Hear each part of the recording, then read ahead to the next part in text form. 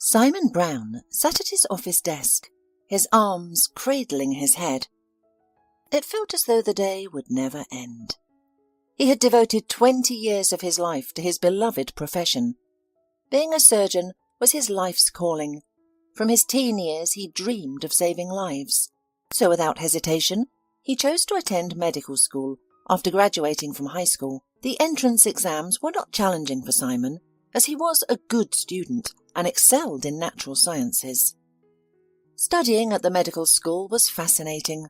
With an unusual fervour, he studied Latin, which many students found daunting. Anatomy came intuitively to him. During his first practical session, he didn't faint at the sight of blood, but instead attentively memorized everything his mentors taught him. The dean held Simon in high regard, predicting a bright future for him. Few students demonstrated such commitment to the medical profession. For Simon, being a doctor was not merely a job, but his true calling. After his internship, Simon Brown was assigned to the regional hospital. From the outset, Simon demonstrated his readiness to uphold the title of doctor. As he gained experience, Simon sharpened his skills, showing himself to have a true talent for surgery. The head doctor quickly recognized his potential. His colleagues were openly envious. Not yet 30, Simon was already performing complex operations. This divided the hospital staff. Some admired Dr. Brown and aspired to emulate him, while others harboured resentment, suspecting favouritism or sheer luck at play. Nevertheless, Simon continued to achieve one success after another, unconcerned with others' opinions. The value of human life was his sole concern. His career thrived. Over 20 years, he saved several thousand lives. Working tirelessly, often foregoing weekends and vacations, he put himself last. Family life was never a priority for him. Brown had women in his life, but he couldn't establish a family with any of them, as they couldn't adapt to his lifestyle. Work was always his priority. And now, after so many years, his reputation came under scrutiny when a patient died on his operating table, a first in his long practice. Everyone understood that a medical error was unlikely, as Dr. Brown's skills were unquestionable. The patient was in a critical condition when brought in. Survival was poor. The doctors deemed his death a likely outcome. Despite Dr. Brown's brilliance as a surgeon, he couldn't perform the miracle needed to save the man. After the failed operation, he simply went to his office and locked himself inside. He didn't want to see anyone. The relatives of the deceased were not yet in the hospital, so it was still up to him to inform them of the tragedy. Simon didn't even know how to begin. Typically, he was greeted by joyous faces, a testament to his victories against death. This expression of boundless happiness gave him strength. He, an ordinary man, had fought death and won. But now, everything was different. There was a knock at the office. So engrossed was Simon that he didn't immediately react. The knock came again. Reluctantly, Dr. Brown rose from his desk and walked towards the door. There stood the head doctor, a commanding woman in her 40s. Everyone feared Jessica Fail. Everyone except Simon. She had once been his great love. Back then she wasn't the first lady of the hospital. She arrived when Dr. Brown was already basking in glory. The determined and serious young woman immediately caught the surgeon's attention. He fell in love at first sight, though he always denied such a possibility. Surprisingly, Jessica responded to his advances, and soon they were in a passionate relationship. But even she could not accept the fact that Simon would always put his work above her. After 4 years together, Jessica and Simon parted ways. Neither held a grudge. They both understood that such sacrifices are inevitable in their profession. Simon Brown always saw Jessica as a loyal friend. Even after she became the chief physician, she maintained her affection for her former lover. However, her current expression was anything but friendly. "Simon, "We need to talk," she said, avoiding his gaze. "Jessica, I can't talk right now. My patient died. I could have saved him, but I failed." Dr. Brown's voice shook as if he was on the brink of tears. "Calm down," she snapped. "Nothing can change what happened. You know very well that it was too late to save him. It's not your fault. What's the point of blaming yourself now?" Jessica locked the office door and sat down on the sofa. Simon joined her, sinking heavily into the cushion. "I know," he sighed, "but I can't help it. This is the first time this has happened in my entire career. I'll keep blaming myself. There's nothing I can do about it." "Simon, that's not right," she said, placing her hand on his. "You have to accept that you can't always save a patient. Not always. Many doctors struggle with this, yet it takes time to come to terms with it. But you have to keep working. People still need you while you're busy blaming yourself. That's what matters. When was the last time you took a vacation?" "What does it matter?" Dr. Brown responded indifferently. Jessica frowned. "Take at least a week's rest. You really need it now. Come to your senses. I can't let you fall into depression. It will affect your work. God forbid, you might even leave the profession, and that happens." "No way," Simon protested. "Maybe you're right about vacation. I'll head to the mountains. It's always easier to clear my mind there." In his younger years, Simon Brown often went hiking. It was perhaps the only thing he eagerly anticipated on weekends. Alone in nature, he quickly found his strength and composure. Jessica didn't merely suggest a vacation. She knew exactly what he needed. "That's it. Take the next couple of days off. I expect you back to work in a week. Go home now and rest." "What about the family?" "I'll speak to them myself. It's a sensitive issue." He was a difficult man. "We're trying to reach his wife, but she's not answering her phone. As far as I know, she's out of town." "I can't even begin to imagine her reaction when she finds out her husband is gone." "Let's not worry about that now, all right? I'll call you a cab. It's not safe for you to drive in your current state." The week flew by, and Simon had nearly recovered his emotional health, finding solace in the mountains. Simon had his own secluded routes that few others knew. When he returned from his hike, he barely dwelled on the past events. The next day he returned to work. There were no surgeries scheduled, so he saw a few in his office. Around noon, Jessica summoned him. As he walked to the head doctor's office, death preoccupied his thoughts. Why? Why do some people have a happy fate and others have to fight for the right to live? Why did I choose this profession? Am I so vain that I dare to entrust myself with the right to fight death? I'm just a human being. No, I shouldn't think that way. If it weren't for people like me, the world would have been in chaos long ago. Maybe Jessica's right. It's no good beating yourself up over the inevitable. It's impossible to save everyone. What's the point of giving up now? I can save hundreds more lives. Dr. Brown stood before the door of Dr. Fayle's office, feeling a sense of apprehension. "Dr. Fayle," he said as he looked inside. "You called?" "Yes, come in," Jessica responded from her desk, appearing drained. Her usual confidence was absent, replaced by the vulnerability of a woman who had recently wept. Her eyes were red.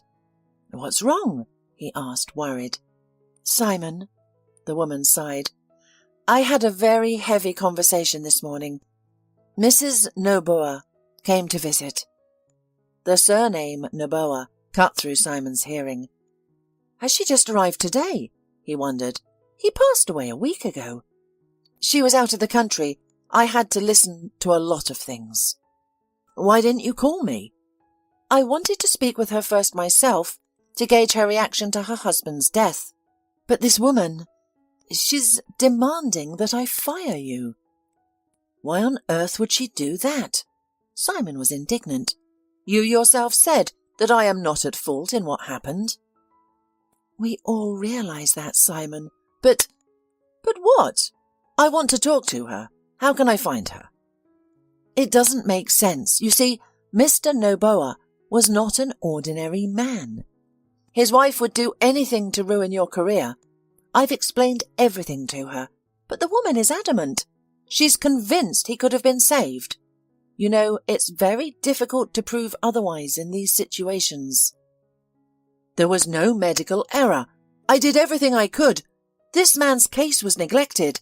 Had he sought help earlier, it might have been possible to remedy his situation. Look, I'm on your side, but you know that those in power have the upper hand.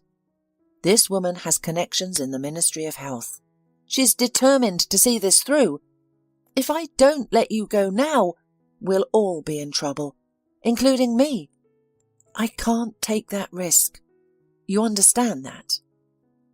I'll take this to court. It's absurd to accuse me of incompetence when they've brought this on themselves.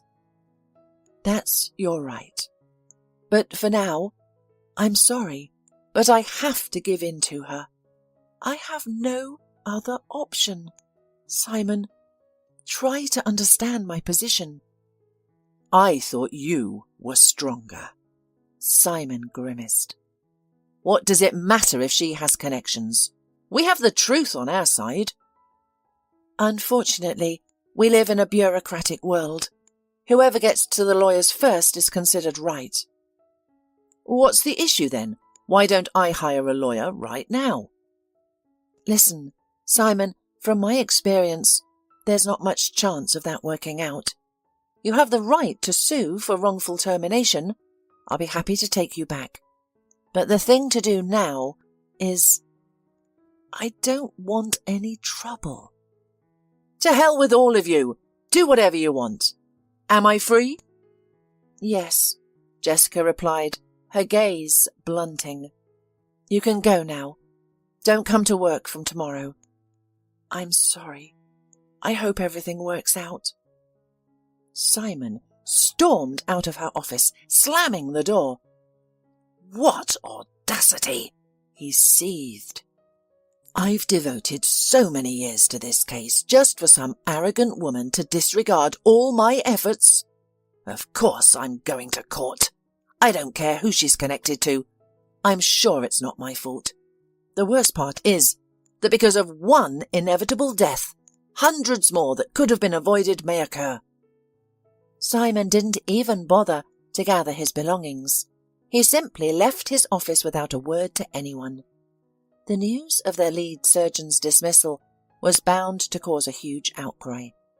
Despite his critics, most of the staff loved Dr. Brown and held him in high regard. Simon didn't want to explain anything to anyone. He bid his usual farewell to his colleagues and the receptionists, got into his parked car, and took a deep breath. He was overcome by a strong desire to smoke. Dr. Brown hadn't smoked in about 7 years, having quit this bad habit after his breakup with Jessica. But now a clear urge surfaced from his subconscious. Simon left the parking lot and drove to the nearest shop. He bought a pack of cigarettes, sat in the car, and inhaled with pleasure. The long-awaited calm lasted for a split second, but with each puff it moved further away. Tossing away the cigarette butt, Simon drove home. His mind was in disarray. He drove automatically, blending into the obedient flow of cars. I should at least buy some groceries, he muttered aloud. The supermarket was a short distance from his house. Simon parked in his driveway and opted to walk to the store. He moved aimlessly, not noticing anyone around him. At the supermarket, he mechanically filled his cart without even looking at the products. When the checkout process revealed 4 bags of groceries, he was taken aback. However, he decided not to return any items. Simon strolled out of the store and lazily walked home. "Sir?" a voice echoed from afar. Simon didn't immediately realize that he was the one being addressed. "Sir?" the call was repeated. This time Simon turned his head towards the source of the sound. A few steps away from him stood a woman in worn-out clothes, holding the hand of a 6-year-old girl.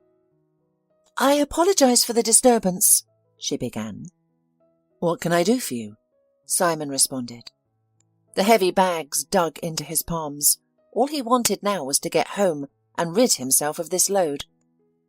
"I'm sorry to bother you," the woman mumbled, "but could you spare some change? My daughter is starving."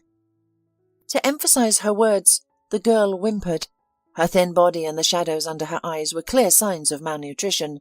The mother didn't look any better. Simon knew that beggars often exploited others' pity by pretending to be unfortunate. He studied the couple. Either they were incredible actors, or they genuinely needed help. He didn't have any cash to give, because he didn't carry any with him. "I don't have any money," he said curtly, "but would you like some groceries? I have more than I need." The woman's eyes lit up. Simon thought she didn't seem to be lying. He handed her 2 hefty bags. "Here you go. I can't recall exactly what's inside, but it should be enough for a few meals. You can prepare it when you get home." "Thank you so much." Tears welled up in the woman's eyes. "People are so indifferent these days. They don't care about others' misfortune. I've always been too proud to beg, but I have no choice. I can't stand to see my daughter hungry. I don't mind for myself." "What happened to you?" Simon suddenly asked. Although he didn't initially intend to converse with her, something inside him stirred. He couldn't ignore another person's hardship. "Why do you ask?" The woman seemed taken aback. "Life happens. I can't tell you everything. Thanks for the groceries. We'll be on our way." "Wait," Simon called out to the leaving woman. "I can see you're having a tough time. If there's any way I can help, tell me. I'm in a difficult situation myself, and I know what it's like when things don't go according to plan." "How can I ask a stranger for help?" the woman despaired. "Groceries are one thing, but this is already too much." "Wait a minute. My offer to assist is different. If you're really struggling, it's better not to decline.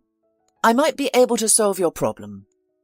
"Well," the woman began, shifting from foot to foot, "Olivia and I have nowhere to go. We've been living on the street for 2 weeks now." Simon looked again at the mother and daughter. The woman, although dressed in dirty clothes, did not seem to drink. She seemed respectable, and her speech was coherent.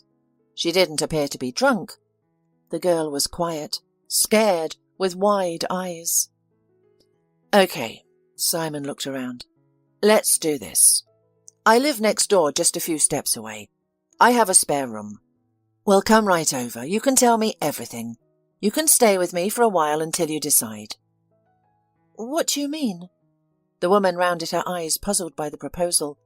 "You don't know us at all, and neither do we know you." "We're in the same position, actually. Don't be frightened.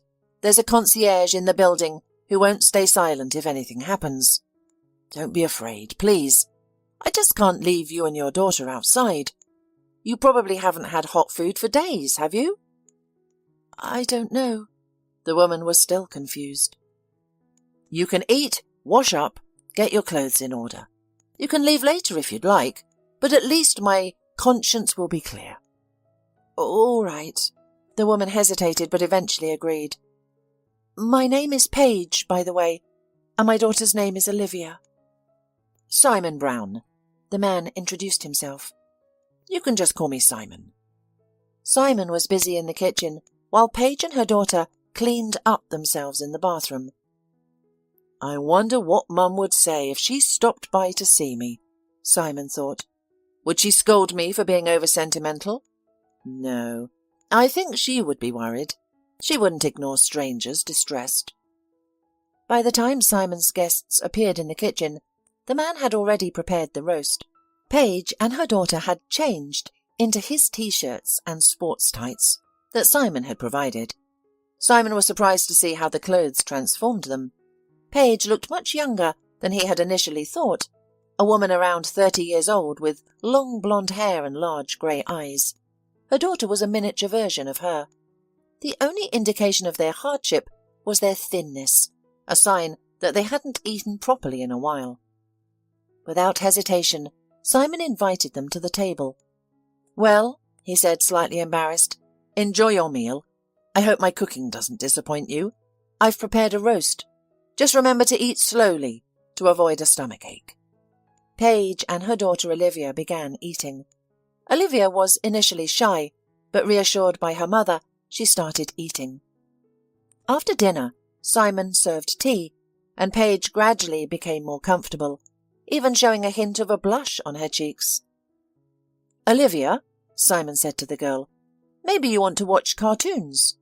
"Yes," the girl answered uncertainly, looking at her mother, who nodded in response. Simon turned on the TV in the living room and seated the little girl on the sofa. Left alone with Paige in the kitchen, he began to question her. "Tell me, Paige, what's going on with you?" he asked. Paige remained silent for a while, gathering her thoughts. Eventually she composed herself and spoke. "I couldn't bear it any more. I took Olivia, some money, and just left. I didn't care where I was heading at that moment. All I knew was that I wanted to escape that awful place." "Awful place?" Simon queried, picturing some kind of horrific chamber. "Yes, my home. You see, my husband is not just a tyrant. He's worse. Yet Olivia and I have no one but him. I've tolerated his abuse for far too long, but I've reached my limit," the woman said, tears streaming down her face. "Was it really that bad? Did he hit you?" Simon asked. Paige nodded, taking a few more minutes to regain her composure before she could continue. "I married Esteban when I was very young, not even 20. My parents had died in an accident and I was all alone. Esteban seemed like a real hero. He wooed me beautifully and carried me in his arms. We married just 3 months after meeting. I saw no reason to refuse him. I thought I was in love. We lived comfortably since Esteban worked at a bank and earned well, but he didn't allow me to work. He believed a woman's role was to manage the household and raise children. I didn't protest much, although even then I should have thought about what kind of man he was. Until Olivia was born, he never showed this side of himself. Occasionally he would lose his temper, quarrel with me and forbid me from leaving the house. I had to cut ties with all my friends. For 5 years I was unable to become pregnant, which enraged Esteban. He accused me of being infertile and called me a failed woman. Then suddenly I discovered I was going to be a mother. I don't know how it happened. I hadn't undergone any special examinations. It seemed like a miracle from God. Throughout my pregnancy, Esteban was radiant with joy, longing for a son. He didn't allow me to discover the baby's gender in advance. He simply believed. But then... "And then a girl was born," Simon sighed. "Yes," Paige agreed. "And from that moment, he changed drastically. He resented me, and while he never loved Olivia, he tried not to show it, especially around his parents and friends. He provided for her, never denying her anything, but he lacked a father's affection. His treatment of me also changed. Before, Esteban might have been curt or ignored me for half a day, but after Olivia's birth, he became physically abusive. It began with a slap. If I raised my voice, he would immediately retaliate. I endured it, but it gradually got worse. One day, Esteban came home intoxicated. I went to the bedroom to avoid his advances. When he entered, I feigned sleep, but he was not appeased. He tried to wake me up and began to harass me. I refused, and he assaulted me severely. The pain was excruciating. I screamed, waking up Olivia, and the neighbours even started knocking on the door. Blood was everywhere, but Esteban, with his connections, quickly silenced the incident and threatened to kill me if I reported it to the police. Regrettably, I listened to him out of fear. How could I tell the police that my husband was abusing me? Many women in our country live in similar situations. Over time, this abusive behaviour from Esteban became systematic. He often returned home drunk from work and the beatings were inevitable. I felt trapped, too scared to go to the police. Did he hurt you every day?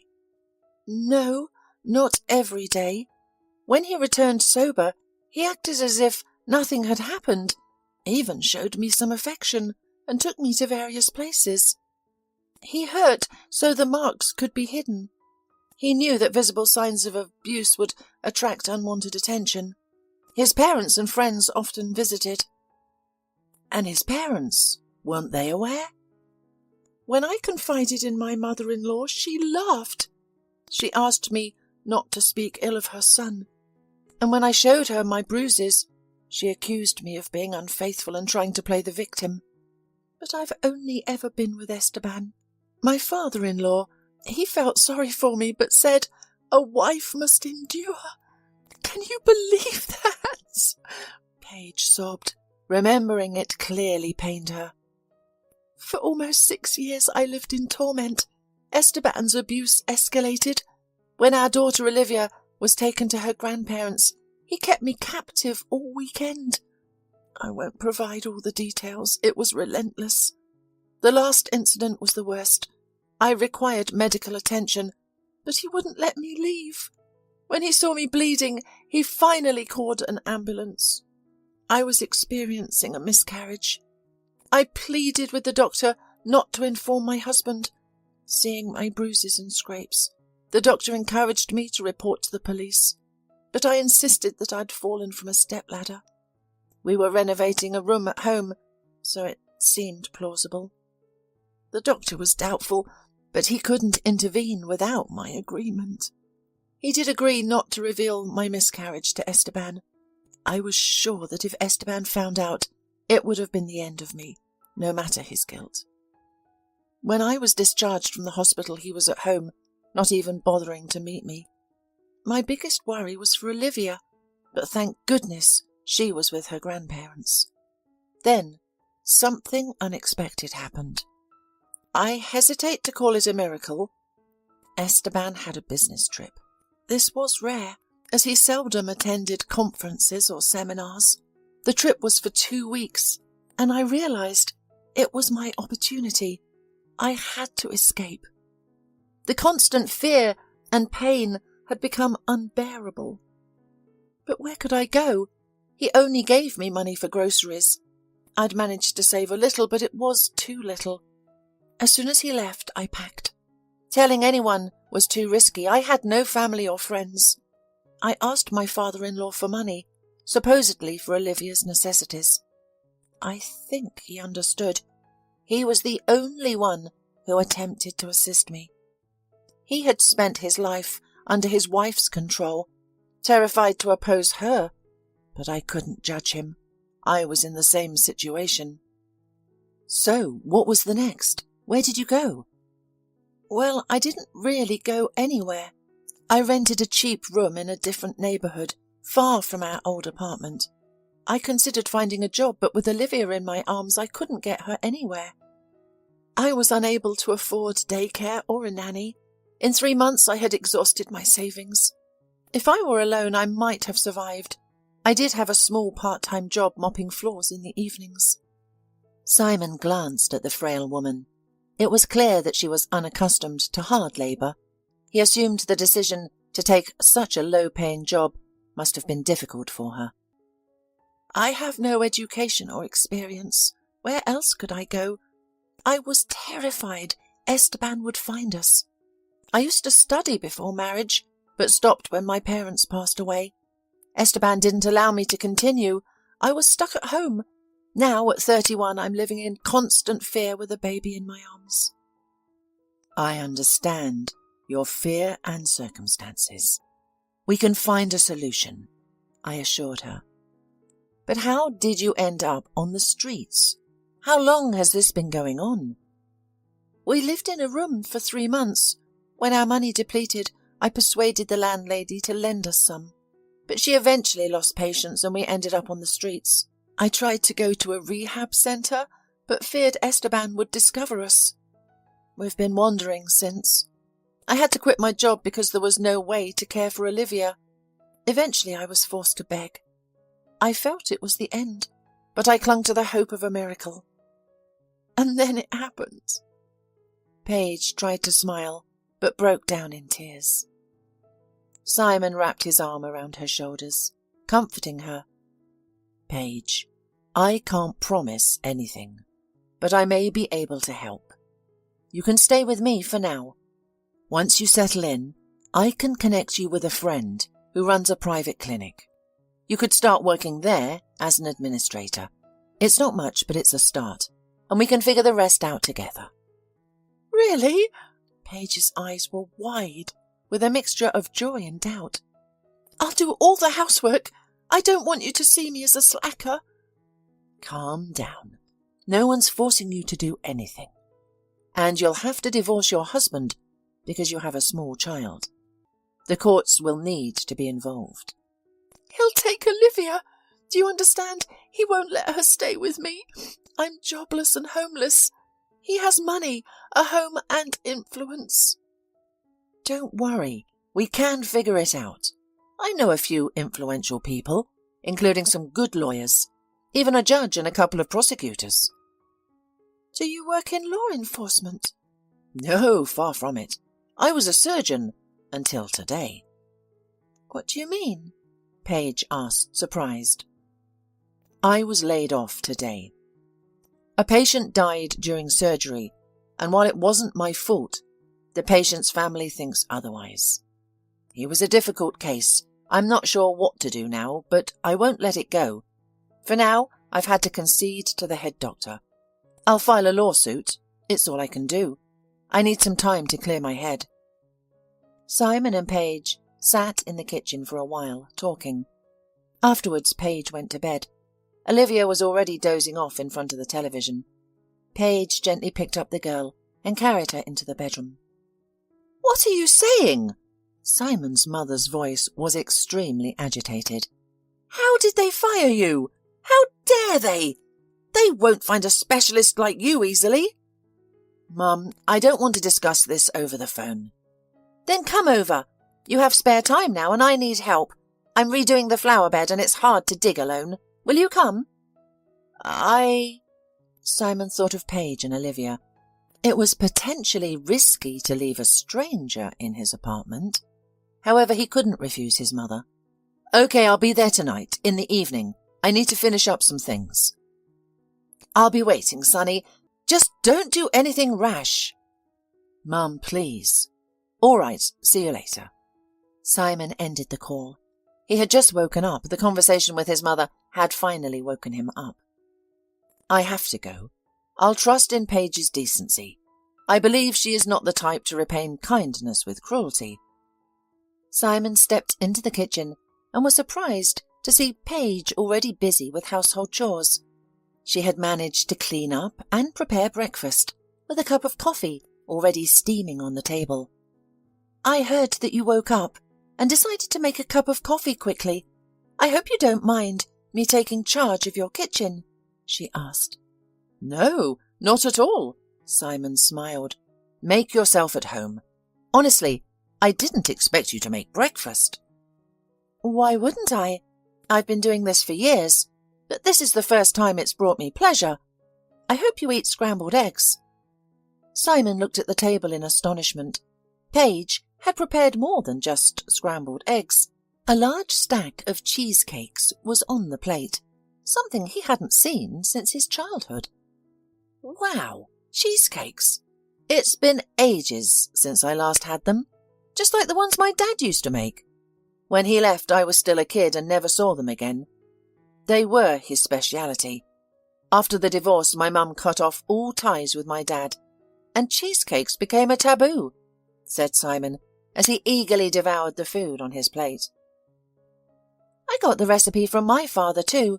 Some men have the same weaknesses. Dad used to make this dish a lot, and that's how I learned, she said. What a coincidence. Where's Olivia? Hasn't she woken up yet? He asked. She's been up for a while. I gave her a pencil and paper so she's drawing. She really enjoys it, she replied. We should get her some art supplies. I'm heading to the centre now so I can look for something, Simon suggested. That's great. Paige exclaimed, genuinely excited. "Do you need anything? We could go together," he offered. The woman looked embarrassed. Simon realized that she didn't want to leave the house unnecessarily. "Okay, I understand. It's not a problem. Just tell me what you need and I'll bring it. I'm not well stocked with women's items, as you can see," he reassured her. "I don't need anything, thank you," she replied modestly. "Don't be shy," Simon shook his head. "I'm not shy," Paige blushed. "I just don't know what I need. Your house is so well equipped. I think you have everything." "Actually, Paige, I have to leave for 3 days. I'm going to visit my mum. She lives in the country." The man started suddenly, finally deciding to tell the woman about his departure. "Will you be okay without me? I can buy groceries, and if you need anything else, order it for home delivery. I'll leave you my card." "Why?" Paige asked, frightened. "Are you going to leave us alone in the apartment? You don't know me at all. What if something happens?" "Like what? A worldwide flood?" "Just go down to the concierge. She's got all the emergency numbers. I'll tell her my sister's here with my niece. You can take Olivia out in the yard. The girl needs fresh air. Our yard is closed. There are no strangers here. I'll show you around when I get back." "Okay." Paige stood at the stove, completely confused. She had never expected that this wonderful man would show her trust. Simon arrived in the village in the evening. It was not far from the town, but the roads were jammed with cars. His mother met him in the garden. The Browns' cottage was nestled in a picturesque location, surrounded by a forest on 2 sides. Simon cherished the pine trees that imbued the air with a rich aroma of resin and needles. The property also included a small vegetable garden.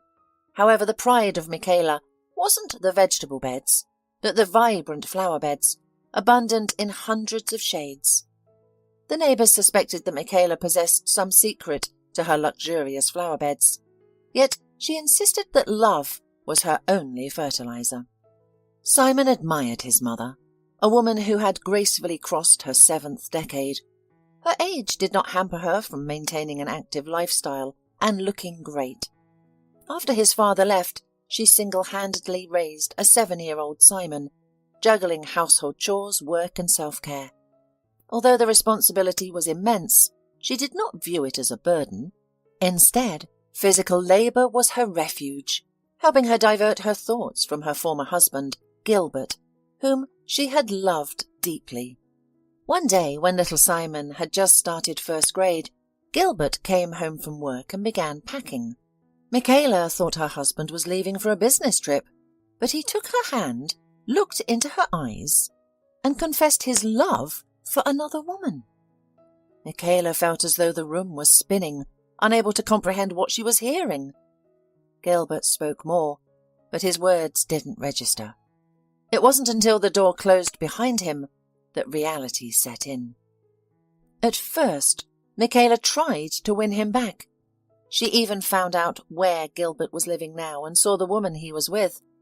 They seemed happy together, and it was then that Michaela realized her husband wasn't coming back. She didn't cause a scene, but simply removed him from her life. One day, Gilbert came to see his son.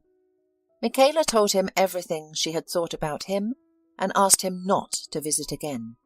Since he had chosen a different life, she asked him to leave their old life behind. Gilbert understood, and Simon never saw his father after that. When Simon was an adult, he learned of his father's death, though no details were given. He didn't grieve much, as he barely remembered Gilbert.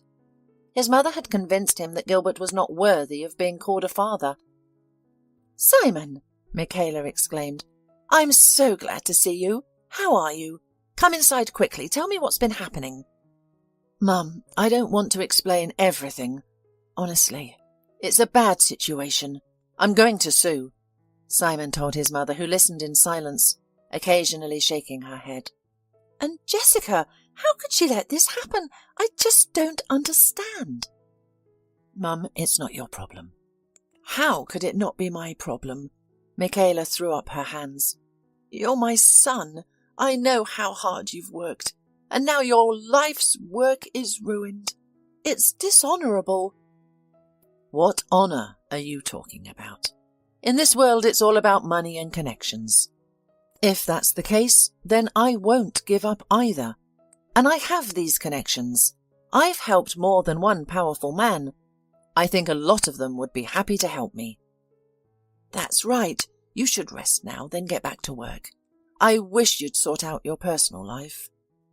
"Mum," Simon looked at her sternly, "how many times have we talked about this?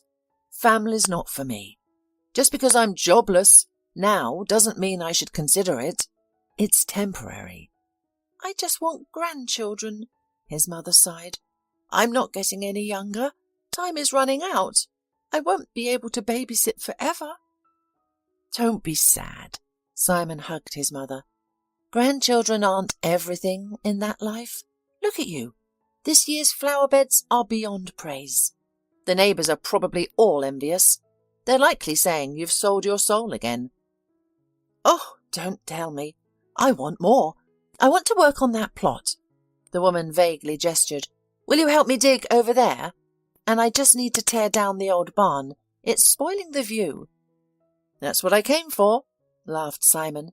"Just give me a crowbar and a shovel. I'll start right away." "You're crazy. It's night time. We'll start in the morning. I'll feed you some pies. Your favourite, with green onions." They settled down in the patio. Simon listened to the chirping of the crickets and admired the sunset sky. "It's good here," he thought. "Maybe I should give up everything, move to the village and go into farming. I've saved enough money. I don't need that much on my own. As for medicine, what can I do if material principles come before moral ones? I'll never accept that." "Mum," he said suddenly. "What, sonny?" Michaela seemed to have dozed off. "I have something to tell you." His mother squinted. "I don't like your tone." "Anyway," Simon began, "I was coming home from work yesterday, completely shattered, and I met a woman and her child. They looked lost and hungry, so I gave them 2 bags of groceries." "That's right, son. There's nothing wrong with that. It's a good deed." "That's not all. They're going to stay with me for a while." "What?" The mother looked at her son confused. "What do you mean, they're staying with you?" "Mum, Paige and Olivia are in a very difficult situation. They have nowhere to go. I just couldn't leave them in trouble." Simon recounted to his mother everything Paige had told him. The woman was taken aback. "Simon, how could you leave complete strangers alone in your apartment? You have valuables and electronics there." "They won't take anything. The girls are scared to death.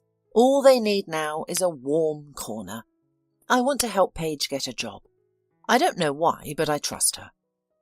"I don't know, son. What if she's a professional con artist?" "Yeah, think about it. How many people are going to let her into their house like this? It's a dubious scheme. You could wait your whole life."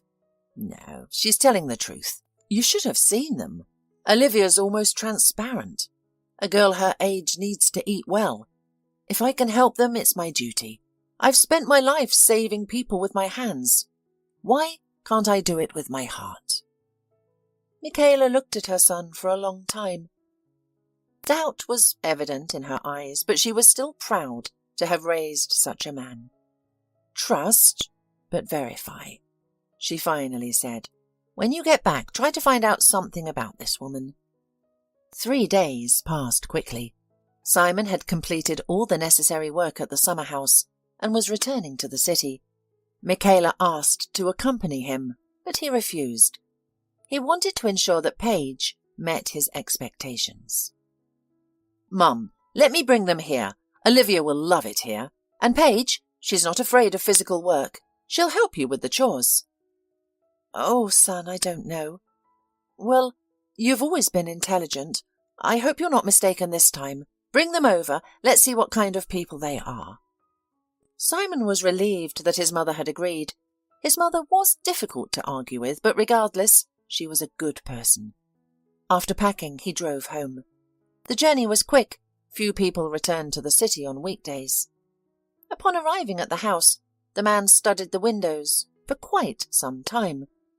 There was no sign of anyone inside, leading him to briefly wonder if Paige had escaped. The door was locked from the inside. He rang the bell. After a few seconds, Paige opened. She seemed happy.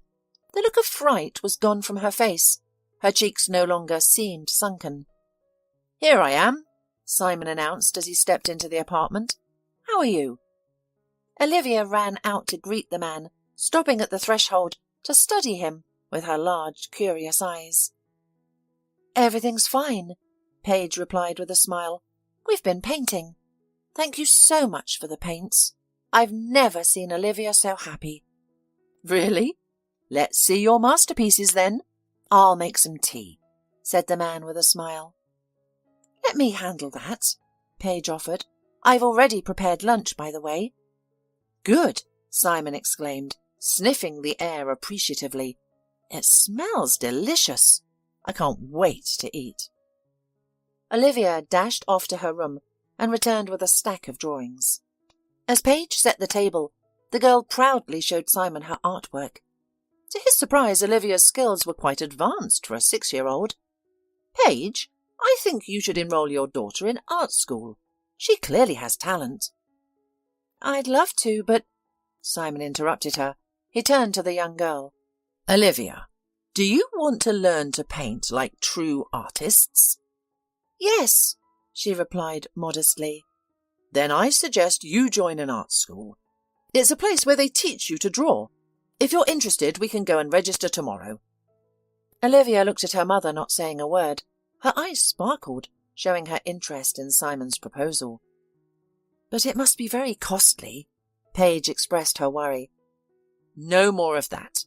Expensive or not, what does it matter? If a child has talent, it's worth nurturing so you won't regret it later. I'll cover all the costs. If it's too much for you, Paige, let's make a deal. You can repay me when you're able. Okay?" "Can I really do that?"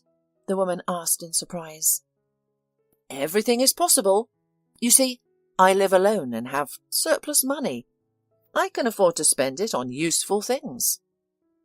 After having lunch, the man thanked Paige for the delicious meal. He noted to himself that she was an excellent cook.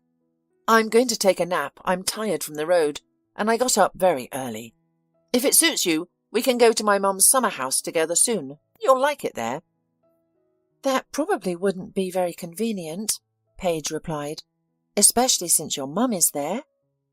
"My mum already knows about you. I told her everything." "Really? How did she react?" "She was probably mad at you for bringing beggars into the house." "Firstly, you're not beggars, but people in trouble. There's a big difference. Secondly, she scolded me, of course, but she got over it quickly. She understands everything. After all, she's the one who raised me, so many of her character traits have been passed on to me." "Then, of course, I agree. Olivia will probably like the countryside. She's never been outdoors. We went to the sea once, but my daughter was just a baby then and doesn't remember anything." "Well, all the more reason to go. I'll rest and then we can plan something." Simon retired to the bedroom. He fell asleep almost immediately, as the emotional strain had taken its toll. When the man awoke, the apartment was silent. He assumed Paige and Olivia were resting too. He quietly left the bedroom and, passing the living room, he noticed Paige sitting with her back to him, silently sobbing. Stealthily, Simon slipped into the room and observed the girl. She was crying on the sofa, clutching something in her hands. Simon coughed softly. Paige jumped, quickly wiping her eyes on her sweatshirt sleeve. "I'm sorry, I didn't mean to startle you," Simon said. "No, it's okay. I was just lost in thought," she replied. "Why are you crying? What are you holding?" "This is a picture of my parents." Paige showed Simon an old, faded picture. "They had just gotten married in this photo. It's all I have left of them. When I fled from my husband's home, I only managed to grab my documents and this photo." Simon carefully accepted the glossy piece of cardboard. Two joyous individuals stared back at him from the worn picture. The man tenderly held the woman, whose eyes radiated happiness. Simon's breath hitched. "What's wrong?" Paige fretted, noticing the change in his expression. Are those your parents?" "Yes," nodded the woman. "And what were their names?" "My mum's name was Melissa, and my dad's name was Gilbert." "Oh, my goodness," Simon whispered, sinking heavily onto the couch. "Are you all right? You've gone so pale. Let me get you some water." Without waiting for an answer, Paige rushed from the room, returning seconds later with a glass of water. He drank it greedily and murmured, "Thank you." "You gave me such a fright. Do you have blood pressure issues?" My mother-in-law turned dramatically pale and collapsed once due to low blood pressure. "No, Paige, I don't have blood pressure issues. I just need a moment to digest this information." "What information?" the woman asked, surprised. "Did my parents embarrass you somehow?" Simon abruptly stood from the couch and headed to a large dresser. He opened the bottom drawer and pulled out two heavy velvet photo albums. These albums, popular in the past, were filled with carefully preserved family photos, capturing precious moments. The man frantically skimmed through the heavy cardboard pages. The picture he needed was nowhere to be found. Michaela had kept everything except that picture. Did she throw it away? Simon was nervous. No, it can't be. It must be here somewhere. Finally, among the blank pages, Simon found the picture. The card was about 35 years old. It was the last time the family had gone to the sea. Simon, with a trembling hand, picked up the black and white photograph by the corner. He stared at it for a long time. A smiling little boy with a sunburned nose, smeared with ice cream, looked at him from the picture. The boy sat on the lap of a mustachioed man with a stern look. Slowly, Brown turned to Paige and held out the photograph to her. Paige stared at the picture, perplexed. She knew this mustachioed man very well, and he only looked stern in the photo. In reality, her father was very kind and often laughed. How can that be? Paige looked at Simon.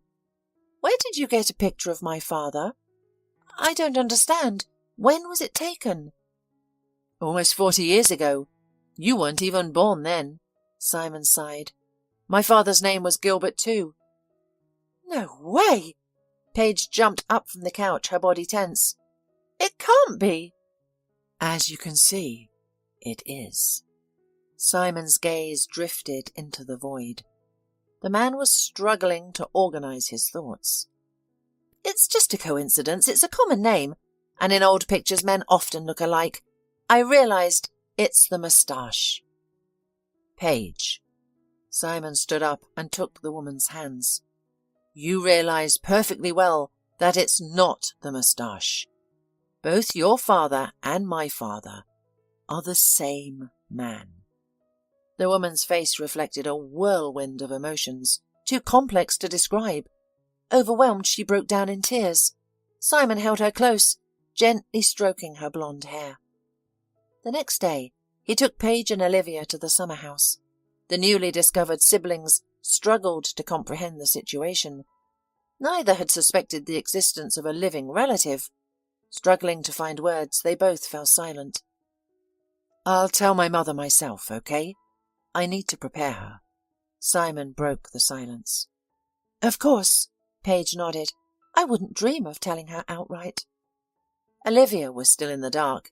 It might be less shocking for the child if her uncle appeared unexpectedly, but for now Simon and Paige decided not to rush things. After all, too much had happened in the last week. Michaela was already waiting for them outside the house. She had seen her son's car approaching through the window and had come out to greet them. As the entire group exited the car, the woman looked incredulously at the guests. Mum, Simon excitedly called out to her. I didn't come alone, as promised. Meet Paige, and this charming young lady is Olivia. "Hello," Paige said modestly. Olivia also mumbled a greeting. Michaela's stern face softened into a smile at the sight of the girls. She adored children and couldn't resist their genuine simplicity. "Good afternoon, girls. I'm delighted to see you. Why are we standing outside? Let's go inside. I'll get dinner ready, as you must be tired and hungry from the journey." "I can help," offered Paige excitedly. "No, I can manage it myself."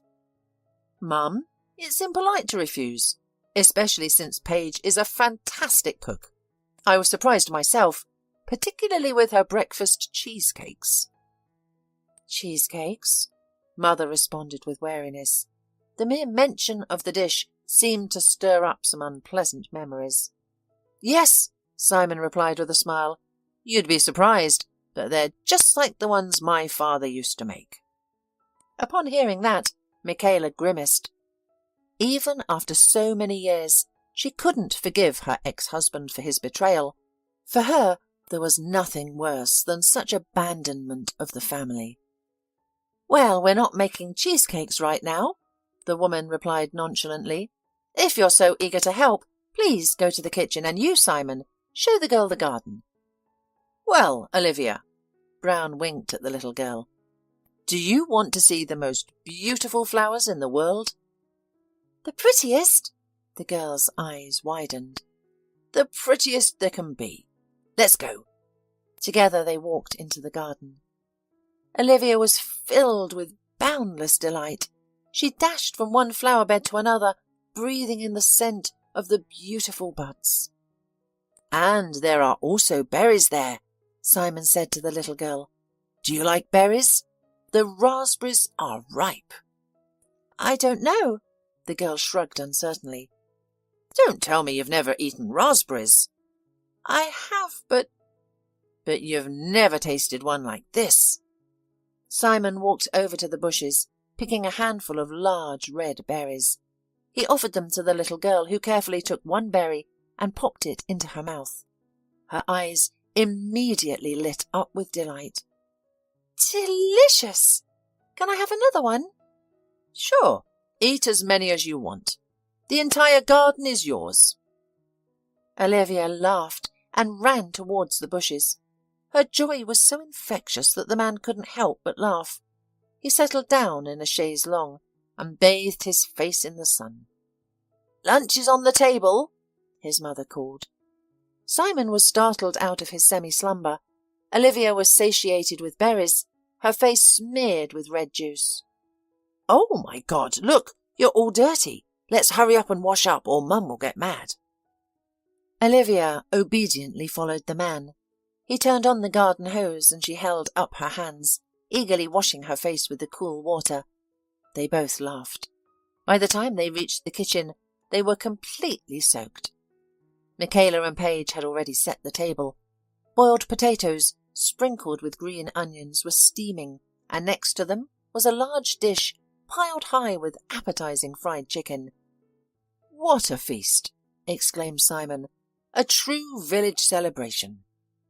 "Paige's hands are golden," remarked Michaela. "You weren't exaggerating when you said she's a great cook. Thank you for bringing such a helper." These words were unusual, as Michaela was not typically quick to warm to others. It seemed Paige had found a way to win over the stern woman.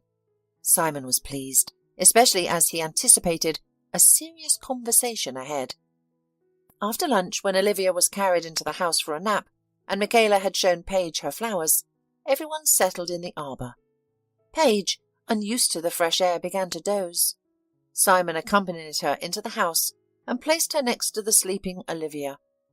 Back in the garden, he sat down next to his mother. "Mum," he began, trying to sound casual, "what do you think of the girls?"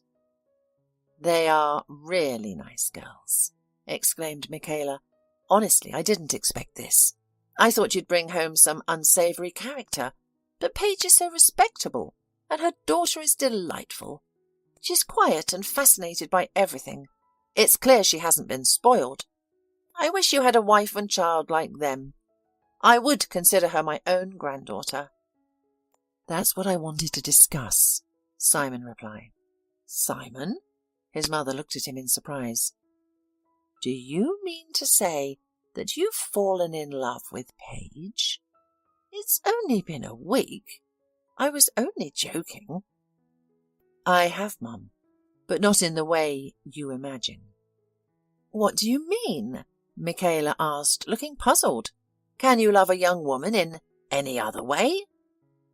I've brought something. You should take a look. With these words, Simon pulled an envelope from his pocket and carefully took out a photograph. Here, take a look. You remember, don't you? Michaela accepted the card he offered. She inhaled sharply. Where did you find this? I thought I had thrown away all of Gilbert's pictures. I kept it at my place. After all, he's not only your husband, but also my father. Ex-husband, the woman corrected him.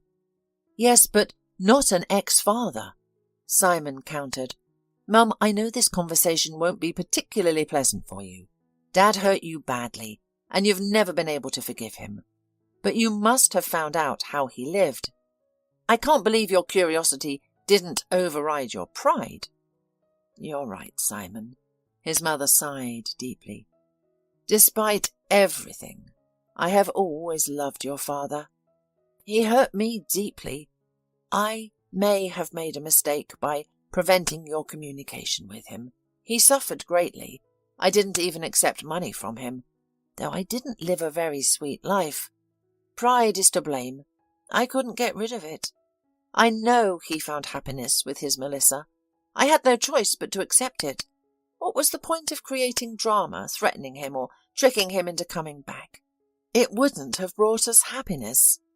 Then they had a daughter, so I decided to distance myself and make sure you did the same. And then the accident. I didn't even tell you. Gilbert and his wife were returning from a holiday when it happened. Their neighbour informed me about it. I attended the funeral. You didn't even tell me. What was there to tell? How a drunken man drove his car into them? There's no point in discussing it now. I made many mistakes, I know. But I had the right to know. He was my father, after all.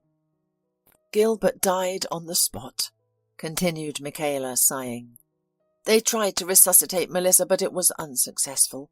She was actually operated on in your hospital, but you had just started working there at that time. I don't even know who the surgeon was. She didn't survive. They had a daughter. I don't know where she is now. She's about 10 years younger than you. I only caught a glimpse of her at the funeral. She's blonde, ashy, like your Paige. She looks just like her. Mum, Simon gathered his thoughts. Paige is my half-sister. What? Michaela reacted with surprise. That can't be. She does look similar, but you shouldn't draw such a conclusion just from my story. Where did you even get that idea? Simon took the second photograph out of the envelope and handed it to his mother. This is the picture I saw in Paige's hands when I got home. Those are her parents. I was shocked at first when I saw my father, but then I showed her this photo. You're telling me that...